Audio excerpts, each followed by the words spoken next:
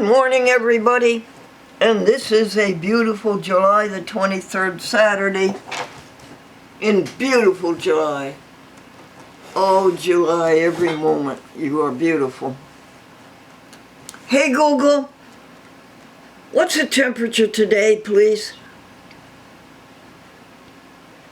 Today in Nassau, expect a high of 93 and a low of 69. Summer. Summer. Summer. Events of the day? No. Jokes of the day. Oh, jokes. My daughter keeps looking for the perfect guy to marry. Daddy said, my daughter keeps looking for the perfect man to marry. And I said, give up the search, honey. Your mother found the last one. And she said, I wouldn't marry you if you were the last man on earth. And he said, no, honey, you'd get crushed in the rush. The new girlfriend said to the new boyfriend, looking for the money, of course, the new girlfriend said to the new boyfriend, what do you do for a living? And he said, I'm on the cutting edge of technology. And his friend says, that's right, he mows the lawn at IBM.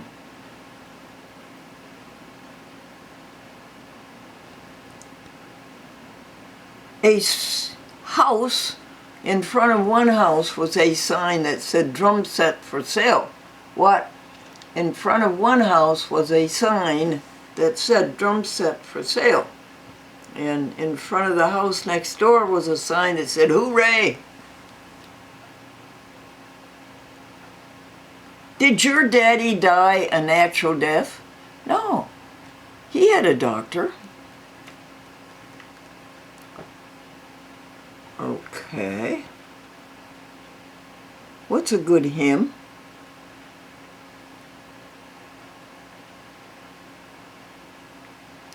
Are we weak and heavy laden, cumbered with a load of care? We must never be discouraged. Take it to the Lord in prayer. Can we find a friend so faithful who will all our troubles share? Jesus knows our every weakness. Take it to the Lord in prayer. What about that song about the storm?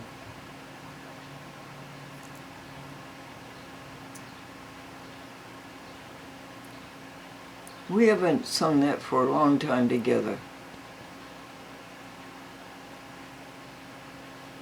Yeah, let's work on that.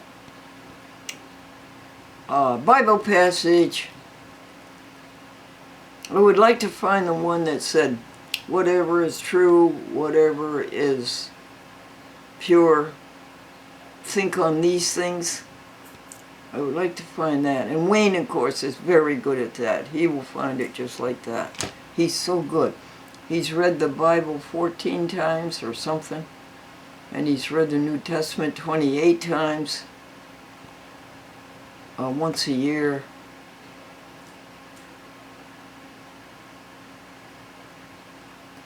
He reads it every day. What else was I going to do for you? I hope.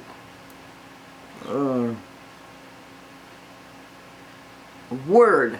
Adroit. Deft. Adept. These are all words for the tired words in our vocabulary. Slick, nifty, good, adept, adroit,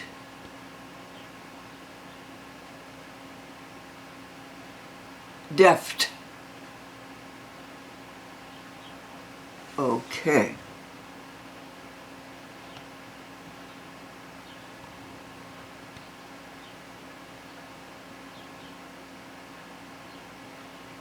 What else do we do every day? We do jokes, hymn, Bible passage, and a word. All right. What happened yesterday? Well, the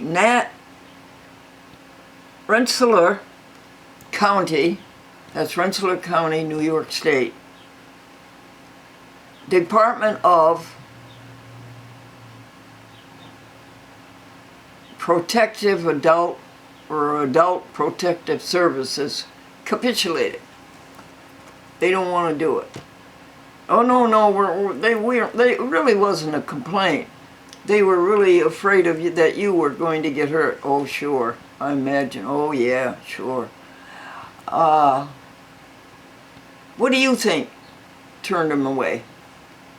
Do you think it was the citation of the Fifth Amendment of the Constitution of the United States, that you have a right to be faced by your accuser? None of these anonymous complaints. And if an anonymous complaint comes in, you look at every part of it and say, I don't have enough information. Or what do they mean? Ask them what they mean by that. I think you would eliminate them rather quickly. Do you think it was telling them that that was a violation of your constitutional rights, and that they work for a government, and therefore they work for a government, and therefore they are a state actor,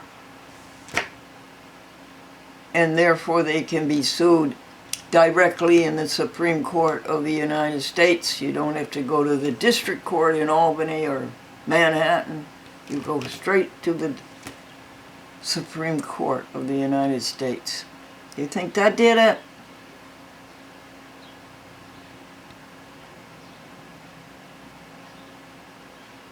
That you want to see the complaint in writing? I don't know, but they're gone.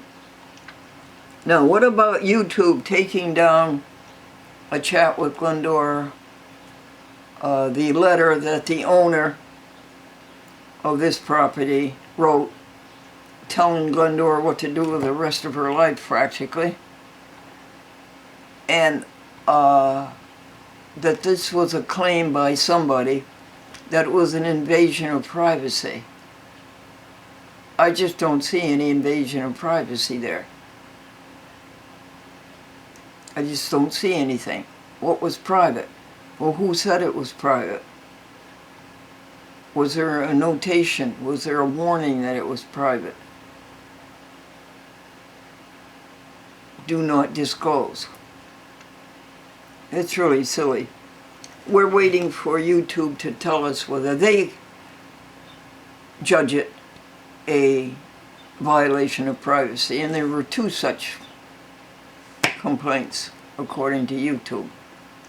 And if it's taken down from YouTube, will it be taken down from Facebook and Twitter? Well, if it is, we'll just put it on Facebook and we'll just put it on Twitter.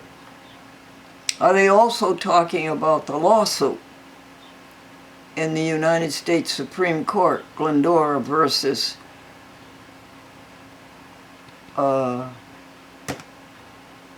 these defendants who are telling Glendora how to live?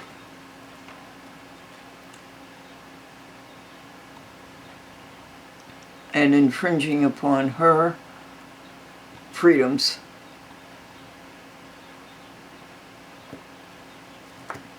What else happened? Gina and Glendora did the Holy Agenda. That would be the voicemail. And there's 3 or 4 phones on that. The voicemail through the reading 10 pages in the New World Encyclopedia or the World Book Encyclopedia. Volume P as in Paul, and contents, volume R. 10 pages in each. What did you do about Pittsfield?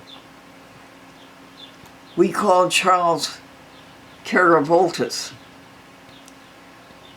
a fan of A Chat with Glendora,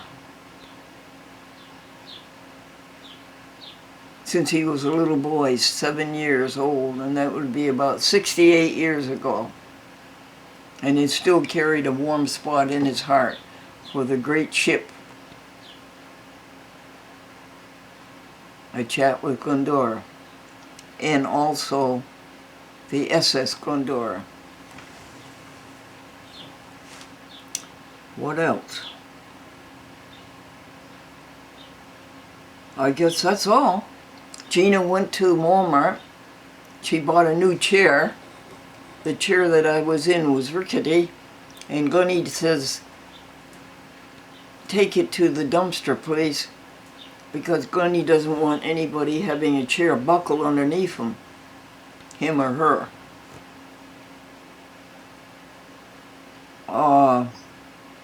And buy 3 new SD cards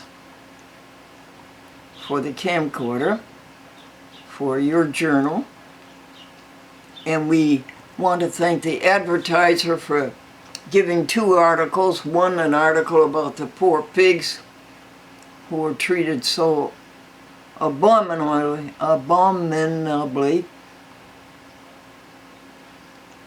and one about what's going on in the Glendora Vegetarian Club. Thank you. And thank you, Patricia, for submitting those. Thank you very much.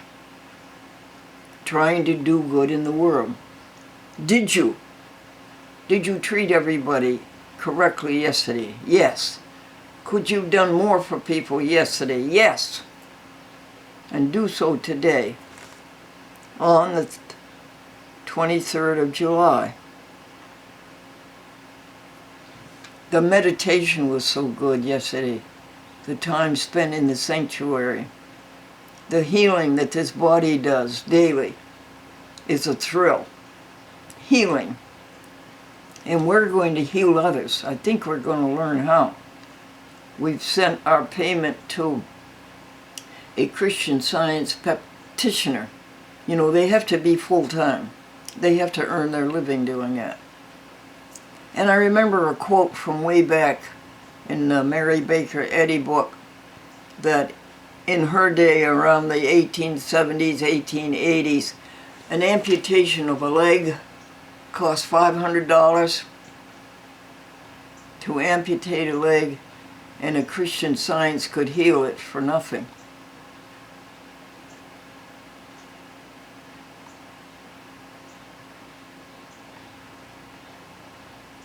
I would look into it, folks. I'm going to. And my Medicaid will pay for Christian Science healing.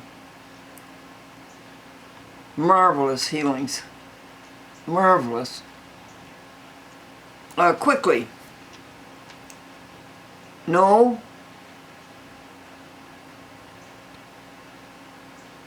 Selfishness, egotism, me first, wrong thinking. What? No selfishness, egotism, me first, or wrong thinking. Think purely. No negative, second level, trivial, ugly. That's why I could find that I wish I could find that Bible passage.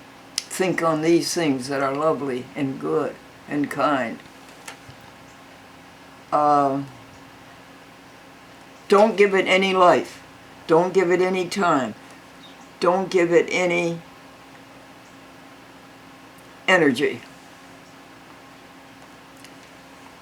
It doesn't exist, for one thing. It only exists through wrong thinking. You don't have to think about it. And if you can't accept that it doesn't exist, just ignore it. Just turn your back to it. And go over here, where it's helping others. When all is said and done, the only thing that really matters is how did you treat others. How are you doing on that, Glendora? You could do a lot better, Glendora.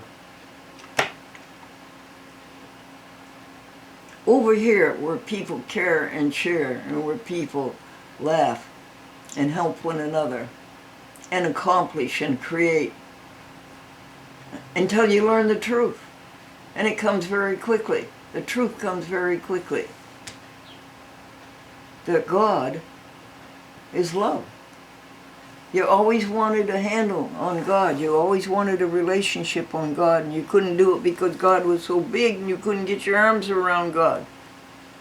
But now you find the truth. God is love, and love is God. And not only do you have a relationship with God, but you know what God is made of. Why? Well, you know that love is God. Do you know what love is? Well, I think you do ever since you were in your mother's arms. God is love. Love is God. And then you find out the wholeness of God. You cannot be separated from God. Remember what Paul said? I am persuaded that neither sickness or darkness or municipality or life or death or whatever can separate us from the love of God. I would like to have Wayne read that one to us too. That's so beautiful. That's Romans 8, 38, 39.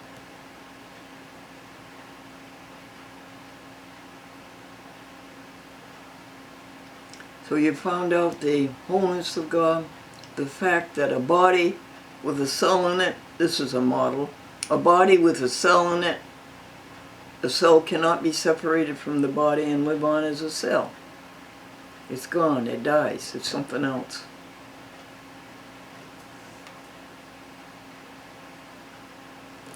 The onlyness of God, the wholeness of God, the oneness of God. Oneness of God is a matter of thinking. What are you going to think about? The nasty thing, something your neighbor did? The time is 8 o'clock a.m. Or are you going to think about something good? Something beautiful like July?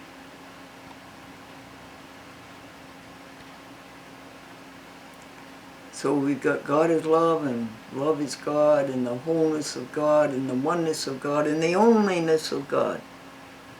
God is the only force. God is the only power. The onlyness of God. There is only God. The oneness, allness of God. You know what that means? It means that you are some of God. If God is all there is, by definition, you have to be some of God. And what's that mean? Let's use the other word for God. Let's use love. You're some of love. And love is a spirit. Right? Love is a spirit. Carry it farther. If you're a spirit, you're going to live forever. And you always have lived. No, really, stop and think about that. I don't understand what life is, here, this life.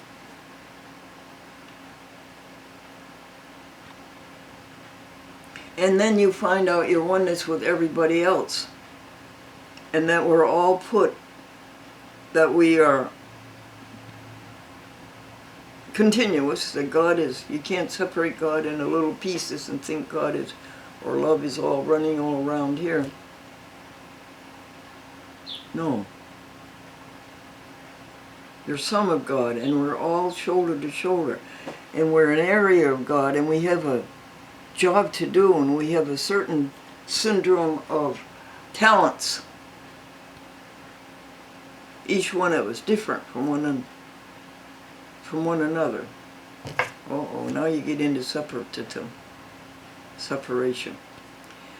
But you find out that we all have a job to do, And that job is creativity, and we're here to do a certain creativity. And that's the way it's been always, and we're all some of the creativity that came before us, and we're all some of the creativity we can look forward to happening. You know, I was asking you the other day, I thought computers were the last big breakthrough. And I keep asking you, what is the next one going to be? You know what it could be, folks? Good people. It could be the end of cruelty. Could that be the next big breakthrough? Wouldn't that be nice? Veganism, harmlessness. We will be alert to never harm nor hurt. Don't you think so? Live the perfect life. That could be the next new breakthrough. Meantime, we'll do our little bit. No, our every bit.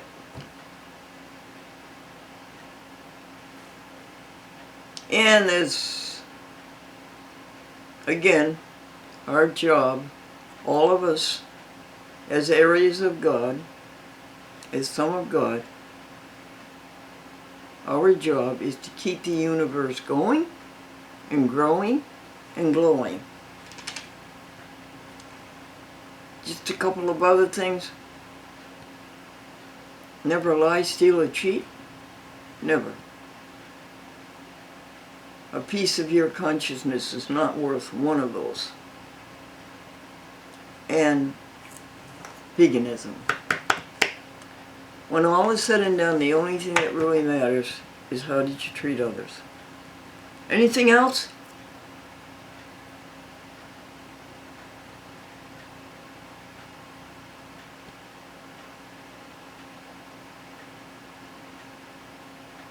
Breathe on us, breath of God.